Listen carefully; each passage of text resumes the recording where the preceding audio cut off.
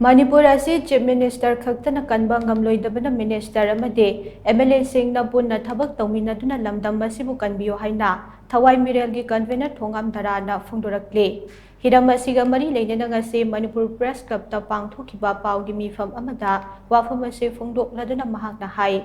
Koki khulai paibu singna Chief Minister ge convoy da ambush tawrakhiba adugi matangda kari karamba action laukhatkadage haiba ado Chief Minister ngaiduna leibigano Orakliba Fiba Masida Cabinet Minister Ramade, MLA Singh Napuna Tabak Tominabagi Tangai Fadaba Adu Lakle, Karigumba Chief Minister Nongtombam Birena Tha Amarom Delhi the Lake Rabade, Lamdam Masibo Ying Sidbina Bakana Amata Lairoi Dra Hibesing Aside, Miyangi Wakalonda Hangarakpa, Kwaidigi Chauba Wahangama Orakle. Lamdam masida orakliba fiba masigi yengdaga Manipur lengak na miyam galoidana chap chaba fireb ama lawbugi matam adu oire Jiribam district ta awaba tarba miyam da Thawai Mirel na so athuba matam da chatuna mateng pangani haina so mahakna makha ke akoigi wasakpa yaururiba akoigi Bharat ki anauba lengak amagi wasakpa yaururiba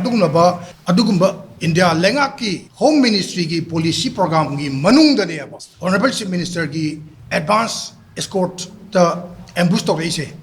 ai targadi ai samakna wasakpa saruk yaruba sarkar duna ai gi escort ta ambush to re hai targadi kari kongthang lokhat ka de hai se koi masi Thawai Mirel na lokhat pa yaroi arugo leibiriba civil society organization mayam se lokhat pa yaroi ngasi gi lengak sina Manipur da paliba lengak sina koi gi Honorable Sri Biren gi makha da leiriba Chief Minister na Delhi da leir so magi makha da koi gi nahawi riba yamna changchang lawba koi gi cabinet minister mayam ama koi honorable MLA mayam ama ka dole Thawai Mirel gi makai di hangjaningi kai gumba Sri Biren sina Delhi da tai phadana tham le hitar gadi Manipur si kanam ta kanbina ba leir ra bai bi question thole Sri Biren katang na Manipur kan mangam gatra magi kalik cabinet minister sing krai sakrai ba gi question ji thole adana sarkar gi manung sida Biren mana tokpa tokjani aduga akhoi di kanam yauroi na leigrabra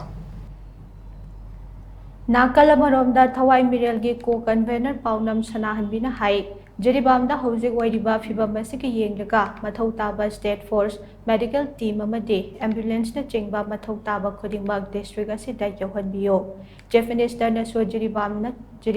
chatkani haibagi mahutta mafam adudda chatna thabakda utbiyo Ngarangdagi chatkiba Chief Minister gi Advanced Security Convoy Hojik so Jiribam yaw pangamdana leire Jiribam District yawna Manipur kanbada Chief Minister khaktana khonaraga yagadaba sunate maramaduna leiriba Minister MLA khudingmakna punna thodang lawinaduna khonabagi tangai fadaba lei Minister MLA Singh su yengduna leithokpagi mahutta Jiribamda chatuna awaba tarba Singh asibu yengsinbiyo amade irang asi loisinaba khongthang sing lokhatbiyo haike